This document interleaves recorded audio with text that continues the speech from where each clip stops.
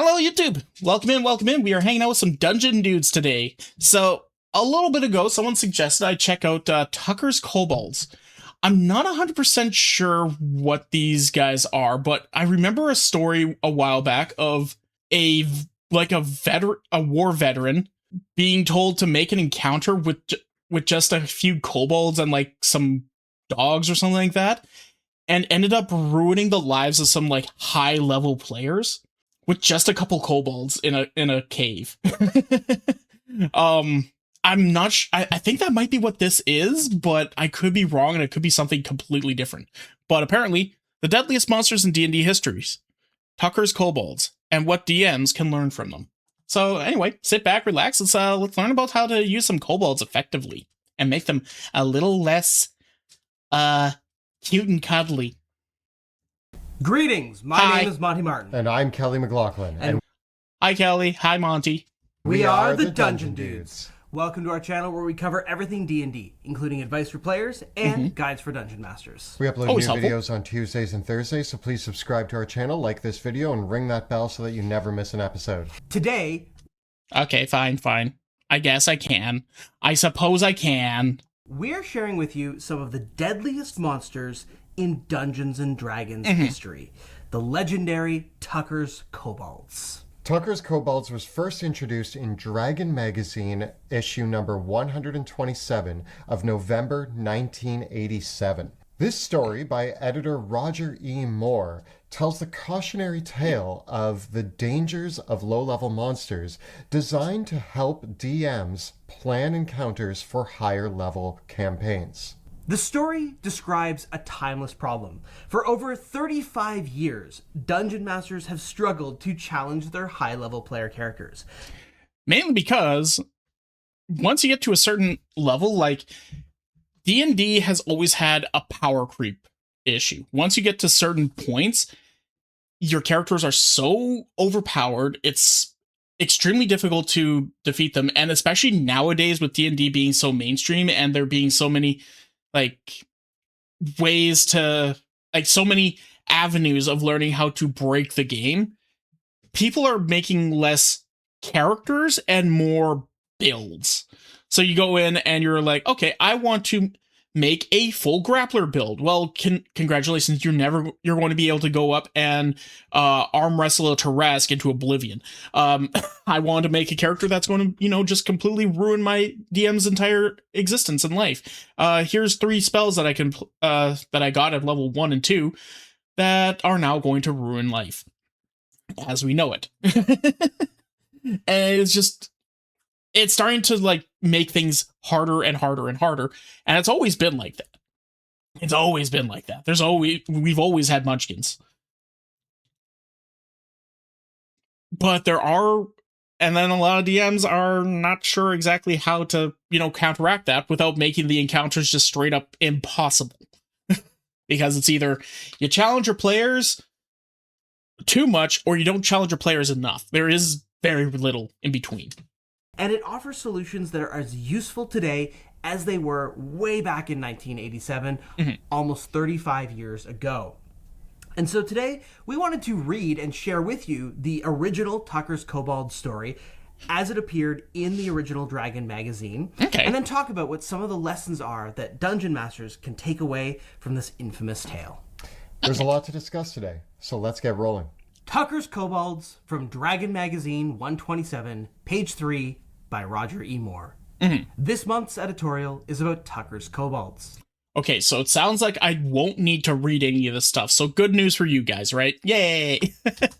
We get letters on occasion asking for advice on creating high-level AD&D game adventures, and Tuckers Kobolds seem to fit the bill. Many high-level characters have little to do because they're not challenged.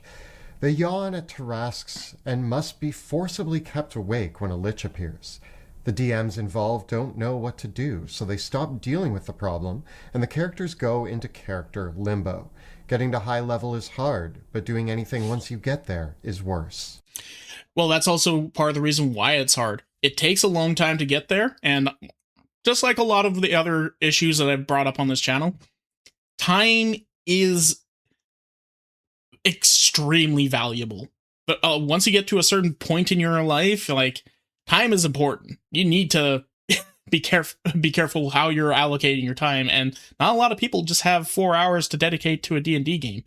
That's why the meme of, okay, session's over, can we have a level up? But you guys just hit level 9 last session. Yeah, but can we have another level up?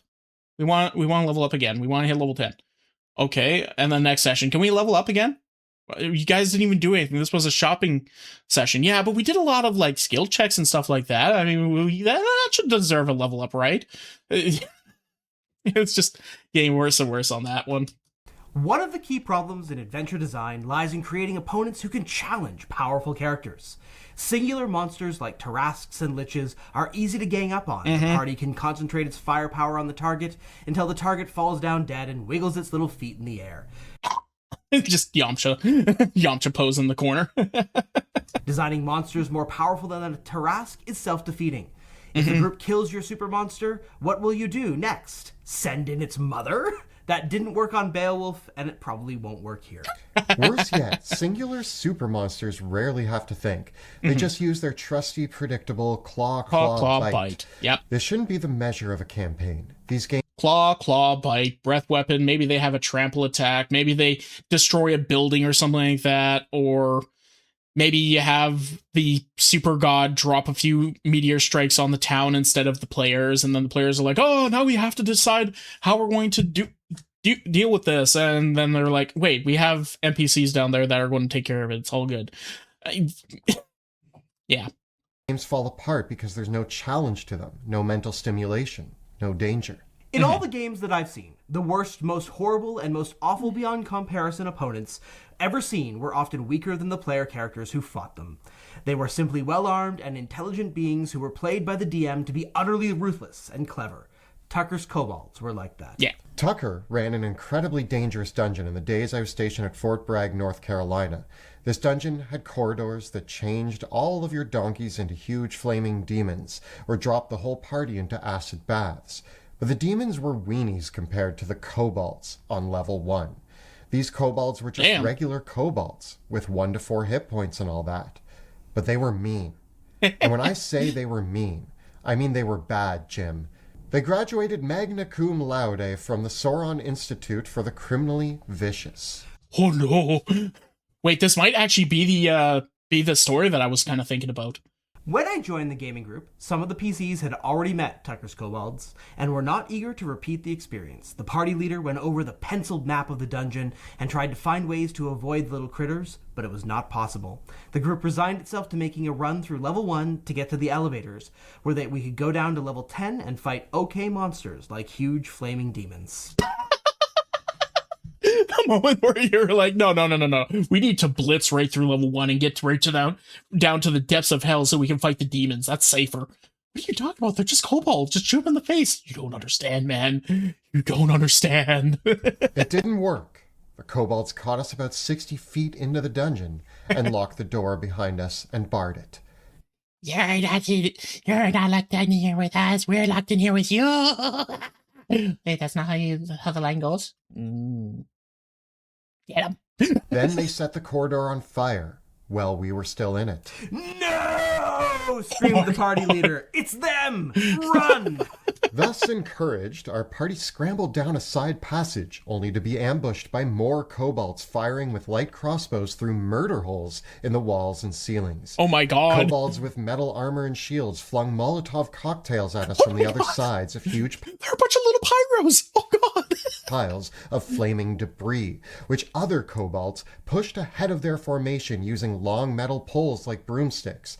There was no mistake about it. These kobolds were bad. We turned to our group leader for advice. Ah! He cried, hands clasped over his face to shut out the tactical situation.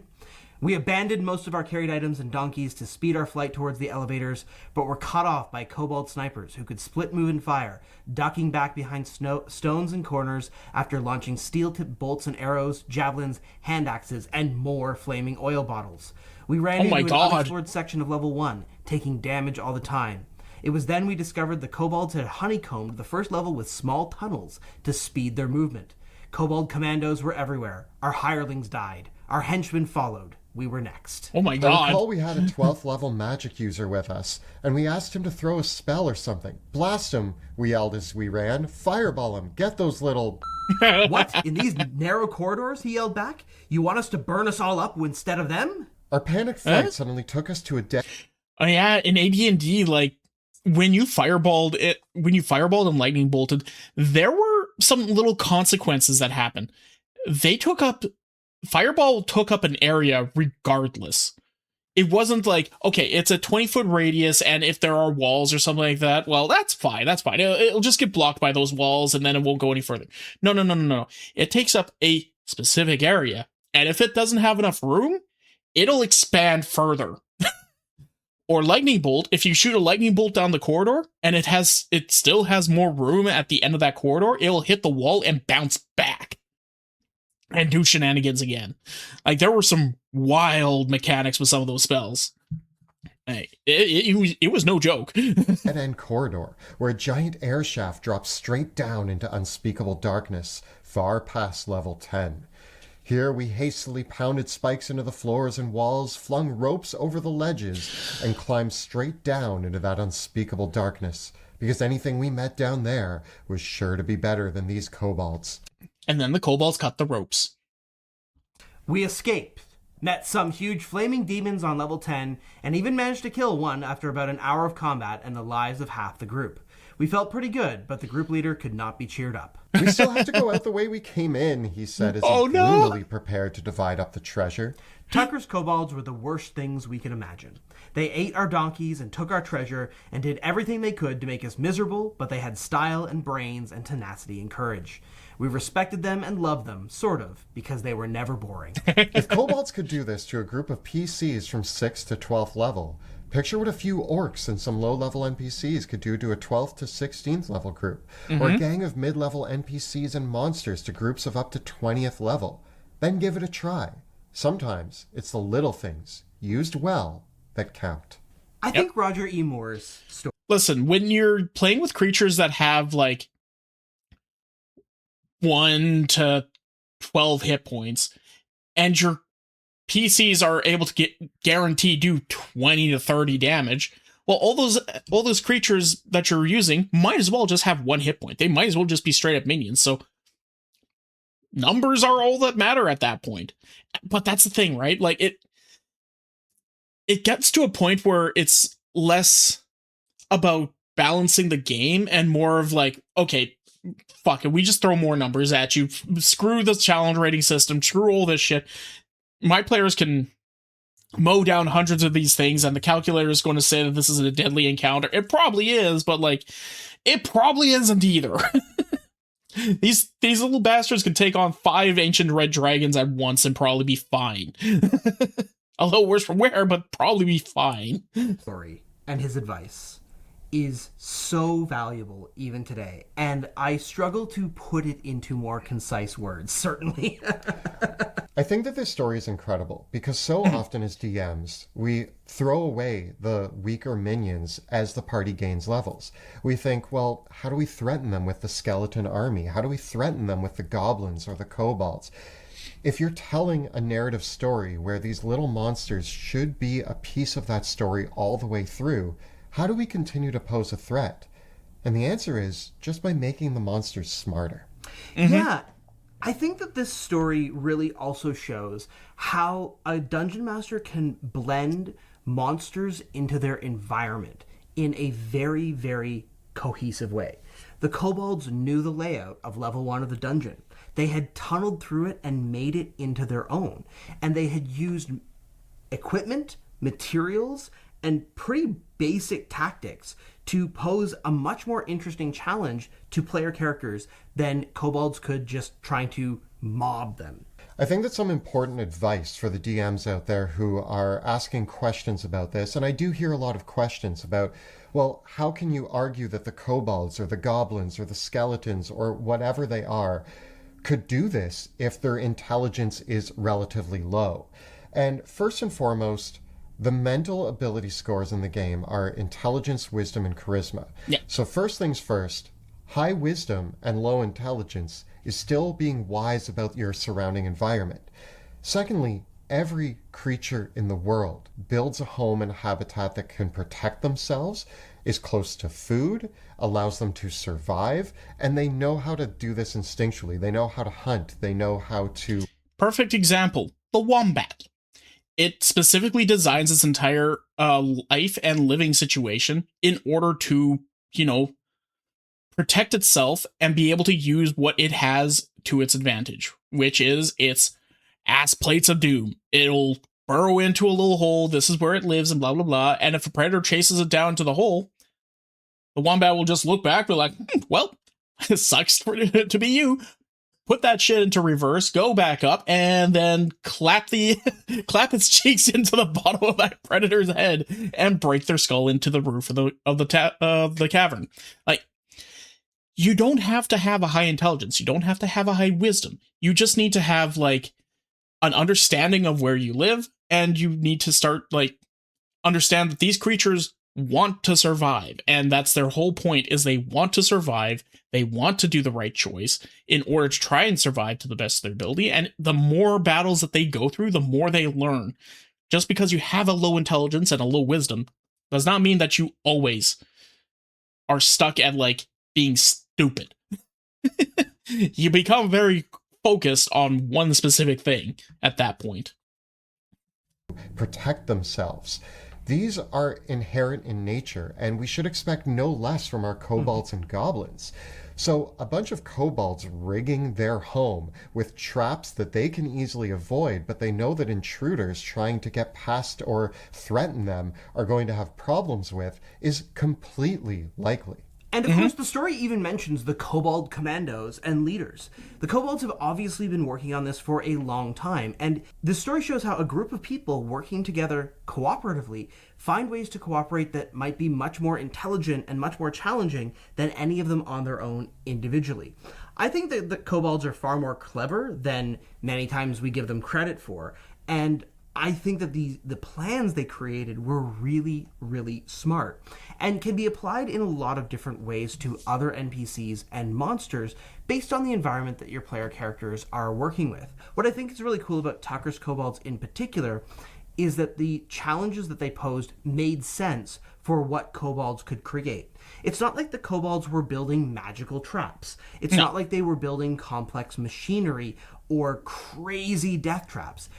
No, they are making like pitfalls and, crossbow slits and all that sort of thing, and tunnels. Like that is what in kobold lore and all that for D&D, their whole shtick is that they are miners. They live in tunnels. They serve a dragon god usually, but they live in tunnels. They dig. They farm fungus and farm bugs, and they dig holes. They diggy hole. They're kind of like little dragon dwarves at that point. But they're very small, and they're kind of clever, and they're kind of trappy. So they'll make pitfalls that have boards that will support them one at a time, which means that anything heavier than a kobold going over top of that might break the board, usually. So that's a pitfall. That's a pretty easy pitfall to deal with. Using log traps, using spikes in the walls, having kobolds stationed literally in the walls, shooting darts and spears through holes in order to poke at your players. Like there's some good ways in order to use your kobolds effectively, but you have to break that whole like understanding of how a traditional combat encounter would go. They were working with scavenged material, weapons and armor. They were working with basic oil and fire. They didn't use anything in the story that was super complicated aside from the tools that they would be able to have with themselves. The digging and the channeling is pretty impressive, but kobolds like to burrow. Yep. I think of one of the most iconic examples of this, if you're looking for media to inspire you, is the Ewoks from Star Wars. The Imperial troops thought that there was no issue on the planet of Endor because... To be fair, that one was a little bit on the wild side, in all fairness. Like, I'm sorry, but an actual militant group going in an actual militant situation and getting completely, bodied by the Ewoks was a little bit of a stretch. That was definitely one of the bigger parts of why people say that, stormtroopers have no aim. As what were the Ewoks going to do? But then the Ewoks swoop in with log traps and rocks and all sorts of mundane equipment that the Empire overlooked. And this mundane equipment was able to undo them because it can be really dangerous when executed properly. And I think when we think of our lowly little kobolds or goblins or any other creature... This is also a very good point. A gun is extremely dangerous. No questions about that. But if you get hit in the head with a rock, unfortunately, that's also extremely dangerous. If you get hit with a log, that's going to be extremely painful, if not deadly. Just because one thing has like a very primitive weapon doesn't mean that they're any less dangerous than somebody that has a more advanced bit of technology. That might seem unassuming. Think back to the Ewoks and how they were able to rig their entire forest with traps. And also remember the Ewoks were on their home ground. Yep. True. They knew the forest better than the Empire. And your enemies know their caves way better than the adventurers do. True. So they probably have all sorts of secret tunnels and passages and secret traps that they know each and every inch of, but the adventurers don't. I mean, Return of the Jedi did come out in 1983, so I wonder if the Ewoks might have inspired this. It's Maybe a little bit. Maybe a little bit, actually. possible. The Ewoks are the perfect example of unassuming monsters. They're not monsters, but, well, they are. They eat people. Bitch, I eat people.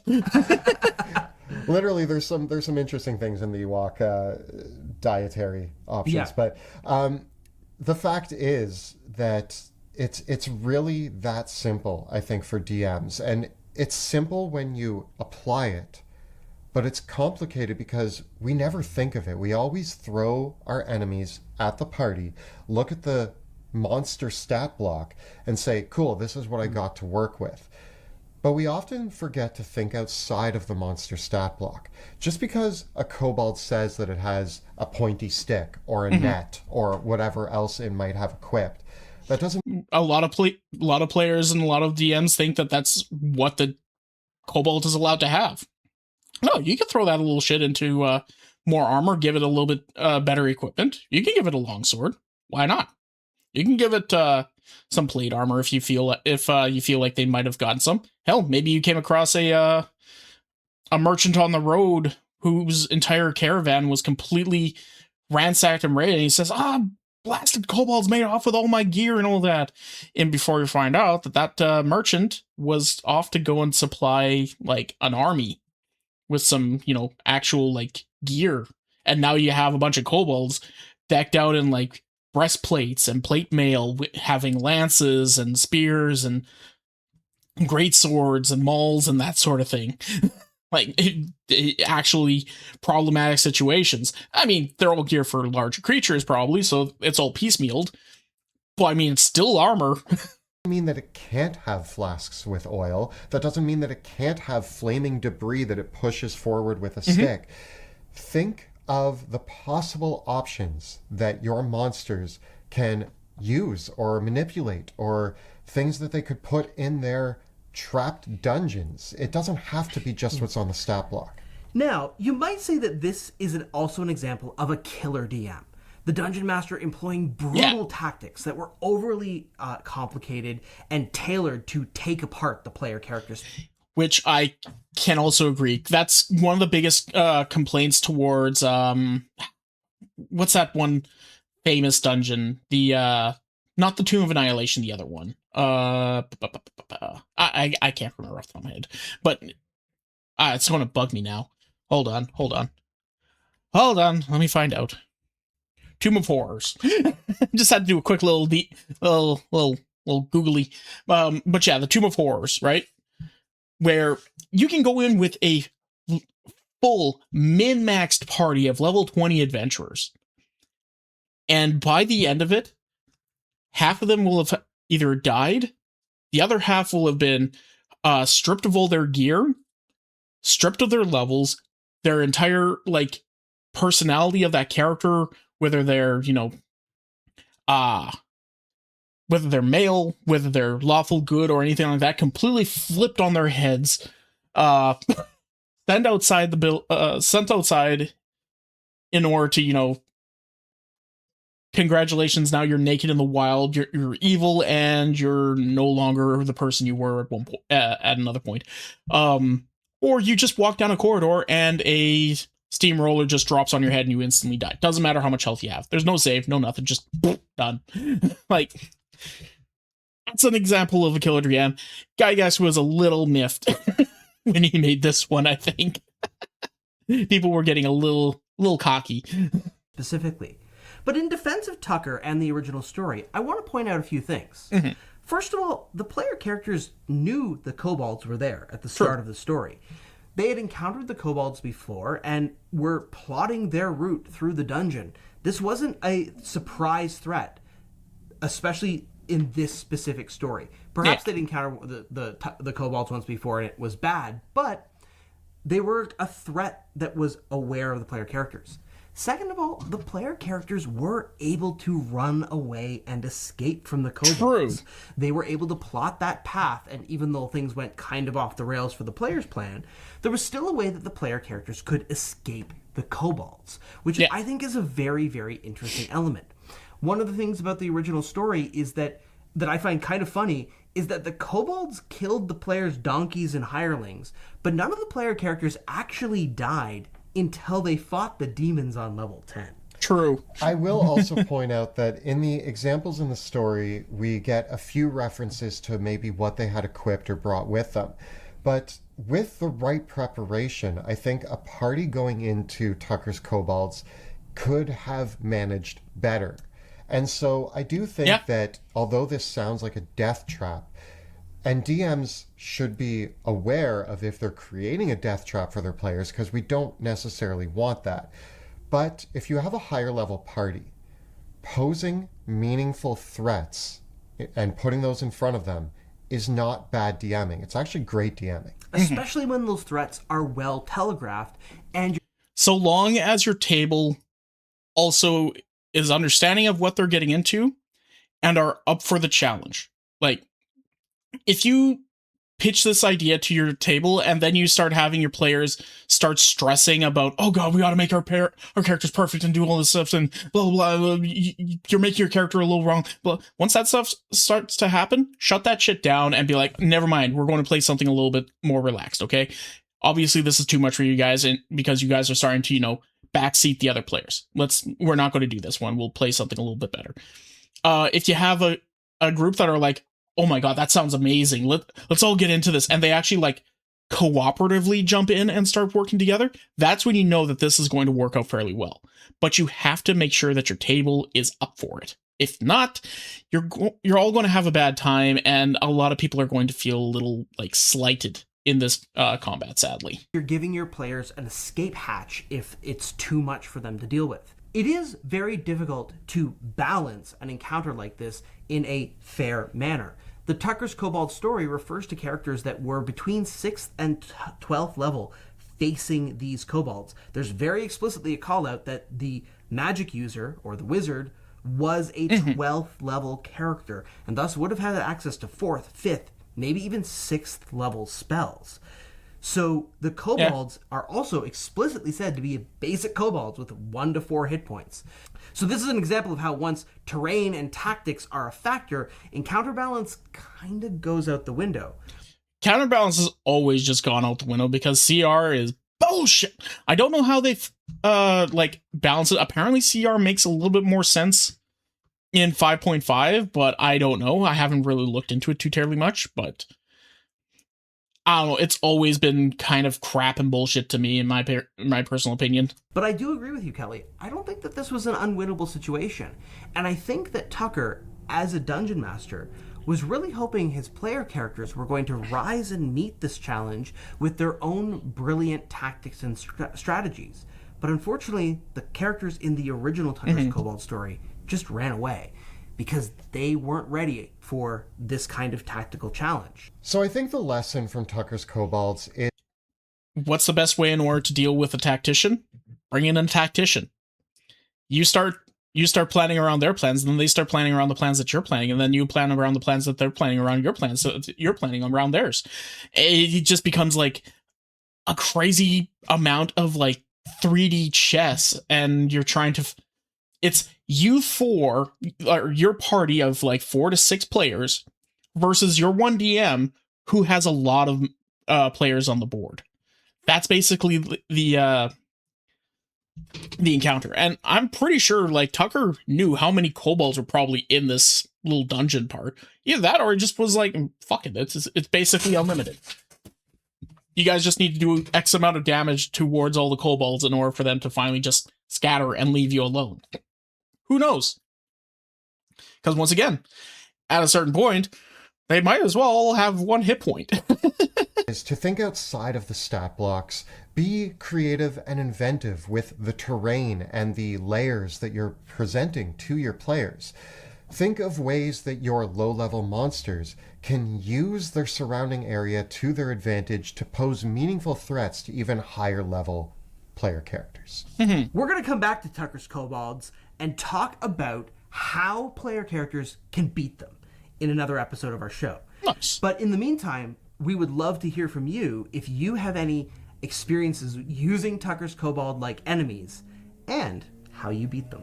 So tell us about those stories in the comments below. The videos on our channel are made possible thanks to the... Yeah, anyway, you guys are going to talk about that sort of thing. I'll talk about my little thing here. Once again, D&D is such a impressive game because it gives you so much freedom. Allow yourself to have that freedom. Talk to your players and be like, hey, is this fun for you guys? Do you want to go in and just Dynasty Warriors this shit? Or do you want there to actually be a legitimate challenge? Do you want there to be a fear of death? If they're like, yes, give us that fear of death, give us that like thing that we have to actually like try to beat you for. Be like, cool, I have some ideas. But a lot of players do just want to go in and ruffle stomp and not really have to worry about it. Or they'll say that no, we want the challenge, but as soon as that challenge hits, you know damn well, oh no, these guys are not in for this sort of challenge. Know your players, know who you're playing for, and if you're just playing like a random game, well, just play to that. Just play to that. Anyway, have fun playing D&D, everybody. Work with your players. Don't work against them. Just, have fun. And you know what? Make some weird encounters. Yeah. What? Hey, did you enjoy that? Was it funny? Well, come and check it out live over on twitch.tv/freeform_art. Make sure you put the _art. We have lots of fun there. We enjoy ourselves, and we want to see you over there. So come on and hang out. See you in a bit.